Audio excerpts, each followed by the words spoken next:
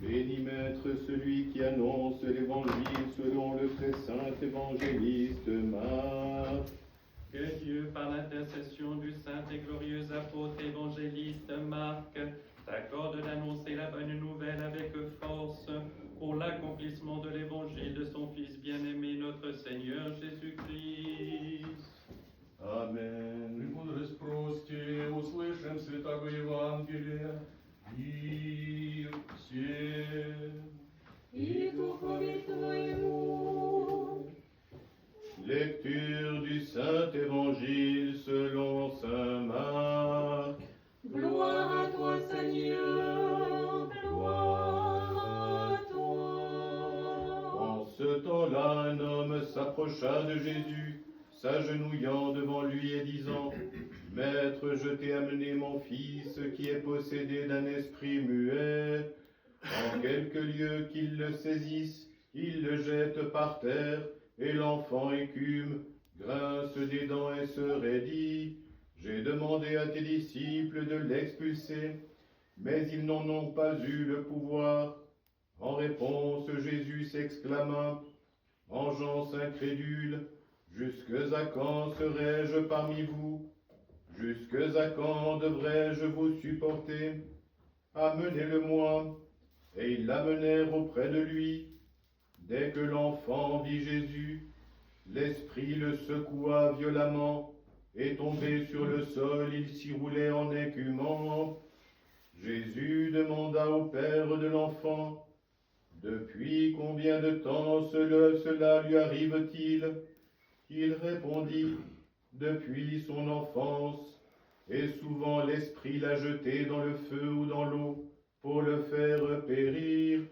Mais si tu as quelque pouvoir, viens à notre aide, par compassion envers nous. » Jésus lui dit, « Le pouvoir, c'est la foi.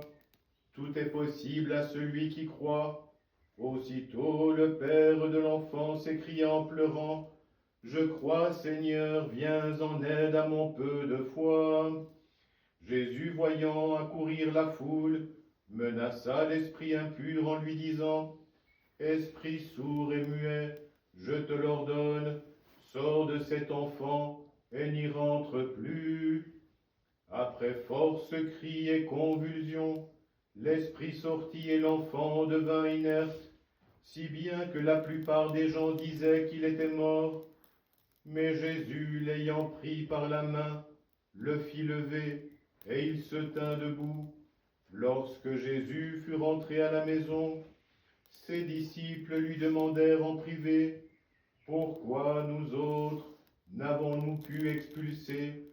Il leur répondit, « Cette espèce-là ne peut sortir que par la prière et par le jeûne. » Partant de là, ils traversèrent la Galilée, et Jésus ne voulait pas qu'on le sût, car il instruisait ses disciples et leur disait, « Le Fils de l'homme va être livré aux mains des hommes, et ils le feront mourir, mais une fois mort, le troisième jour, il ressuscitera. » Le Seigneur dit cette parabole, « Le royaume des cieux est semblable à un maître de maison, qui sortit dès le matin embaucher des ouvriers pour sa vigne.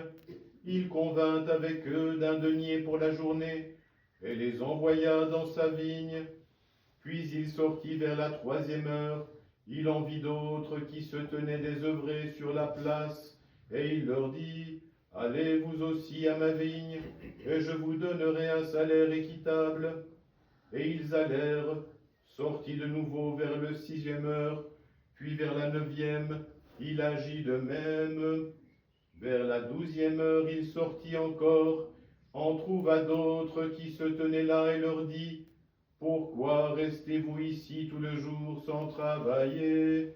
Ils répondirent, « C'est que personne ne nous a embauchés. » Il leur dit, « Allez vous aussi à ma vigne. » Le soir venu, le maître de la vigne dit à son intendant, « Appelle les ouvriers et donne-leur le salaire, en remontant des derniers jusqu'aux premiers. » Ceux de la 11e heure vinrent donc et chacun reçut un denier.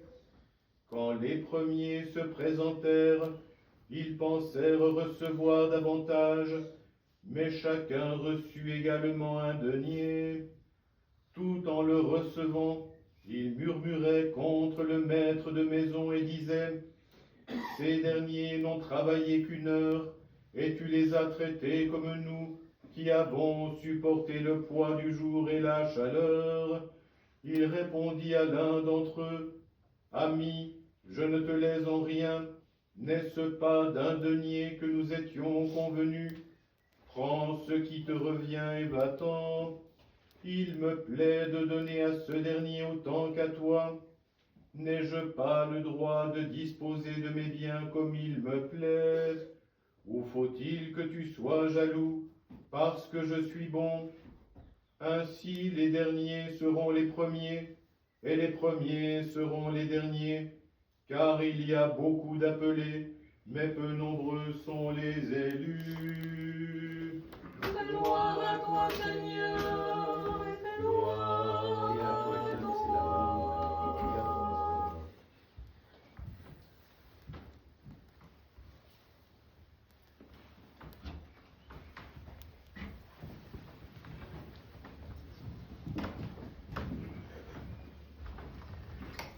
Au nom du Père et du Fils et du Saint-Esprit, ainsi soit-il. Chers frères et sœurs,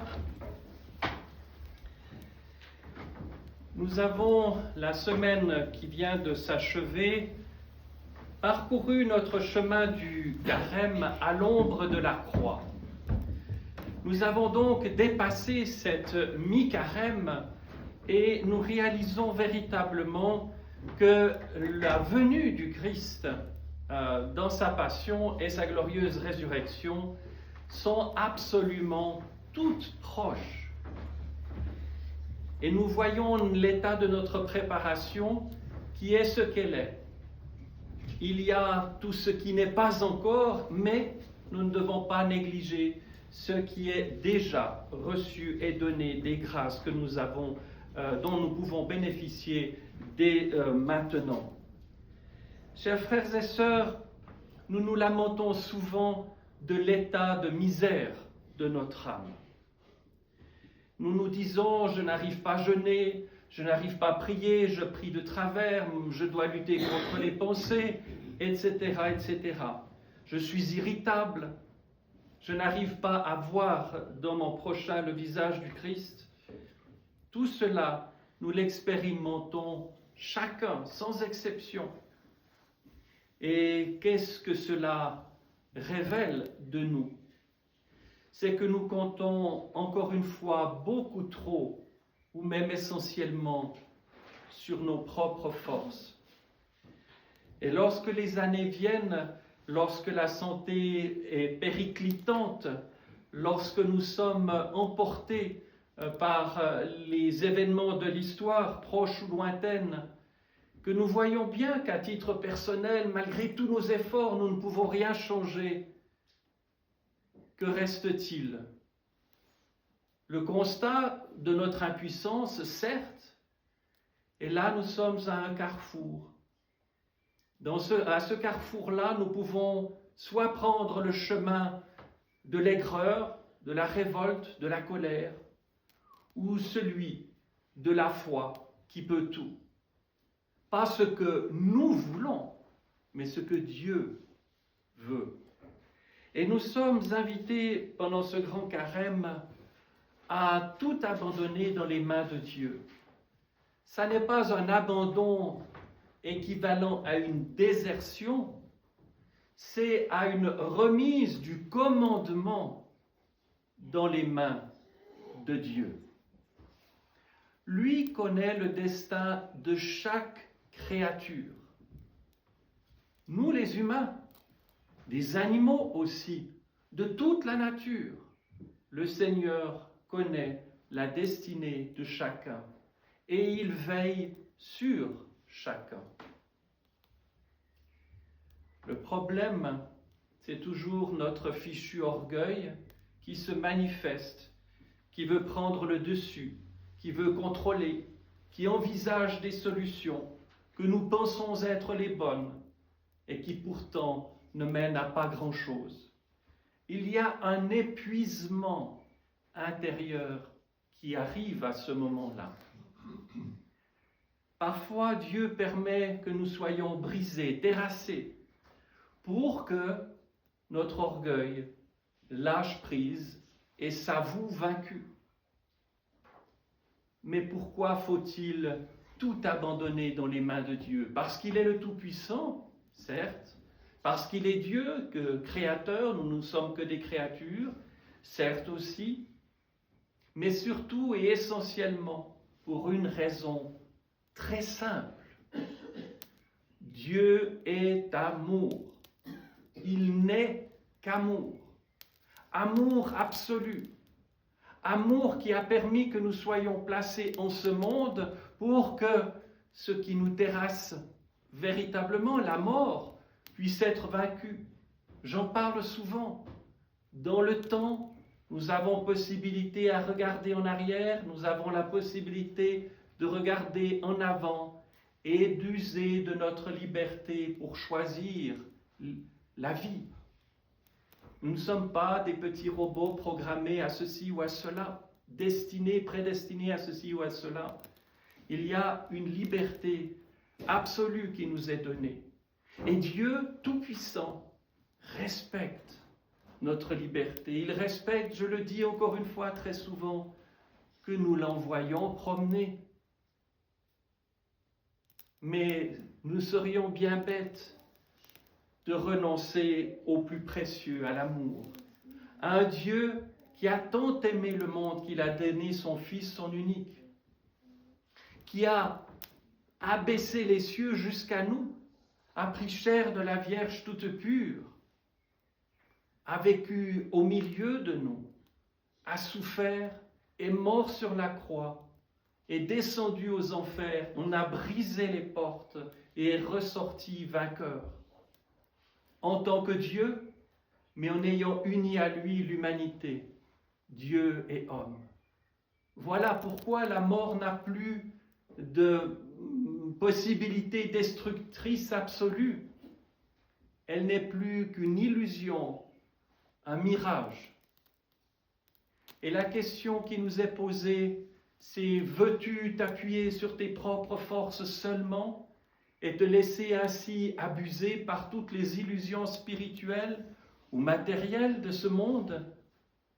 Ou veux-tu juste dire, tout au fond de ton cœur, oui, je crois, je t'aime. Et lorsque notre prière est encombrée par les pensées, lorsque notre prière est sèche, lorsque notre cœur est sec, que doit-on faire? Se violenter? Absolument, il faut y aller. Ou plutôt lui dire: Seigneur, tu vois ma misère.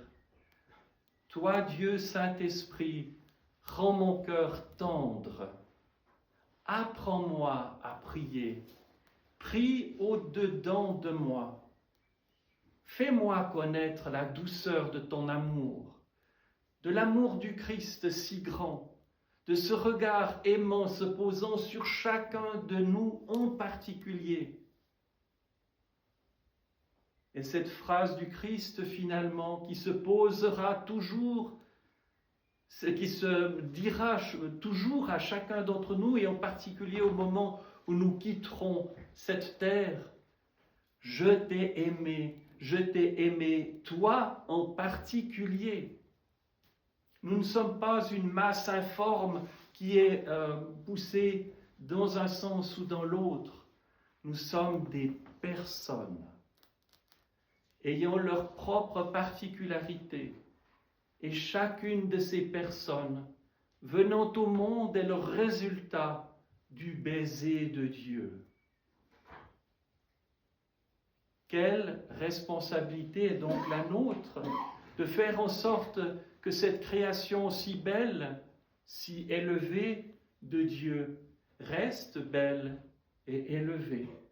Que nous ne nous avilissions pas à courir après toutes les illusions de ce monde. Nous savons aujourd'hui qu'il faudrait rajouter des canons dans les règles de l'Église. Lorsque nous parlons de jeûne, je ne mange pas ci, je ne mange pas ça, il y a un canon qu'il faut rajouter.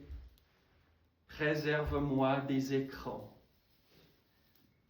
C'est le jeûne premier pour nous en notre temps.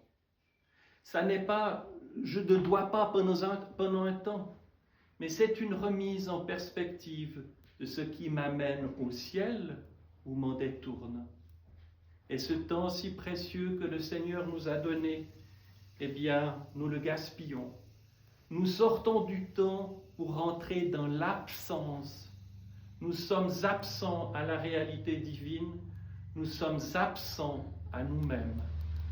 Alors, le Saint et Grand Carême, comme la vie chrétienne tout court, chaque jour de notre existence de chrétien, est de s'attacher à la vie, de recourir, lorsque nous sommes faibles, à la toute-puissance de Dieu. Je ne dis pas la puissance, à la toute-puissance, l'omnipotence de Dieu, pour reprendre un terme ancien, mais qui dit tout. Et lui peut tout. Il frappe à la porte, vous le savez. Et c'est ce qui a pu rendre possible le choix de Saint Jean Climac de tout abandonner pour s'enfoncer dans le désert. C'est ce qui a donné la force aux 40 martyrs de Sébaste. Ce ne sont pas des martyrs d'orgueil. Ce sont des martyrs comme les saints martyrs thébains qui nous sont si chers et que nous vénérons dans cette Église. Des martyrs qui sont placés devant un choix simple. Je ne peux pas renier ce que je sais. Je ne peux pas dire que l'expérience de Dieu que j'ai vécue, qui me fait vivre intérieurement, n'existe pas. Les martyrs sont seulement ceux qui, devant l'adversité, ou d'ailleurs dans la vie ordinaire tout court, confessent, disent l'expérience qu'ils ont vécue. Et c'est cette présence de Dieu en eux, forte, belle, douce, la douceur et la force ensemble, qui font que les martyrs n'ont pas cédé, qu'ils se sont reconnus humbles, qu'ils ont vécu dans le repentir et qu'ils ont compris, ou plutôt ont pu discerner ce qui était la vraie vie de ce qui ne l'était pas, les illusions du monde ou la vie éternelle. Alors, Dieu nous préserve, bien entendu, d'avoir à témoigner du Christ dans des circonstances aussi terribles que celles des 40 martyrs de Sébaste, de la multitude de martyrs du XXe siècle et d'autres époques encore, mais qu'à notre petite échelle, dans le secret de notre chambre, nous puissions juste lui dire « Seigneur, je crois et je t'aime ». Au nom du Père et du Fils et du Saint-Esprit, ainsi soit-il.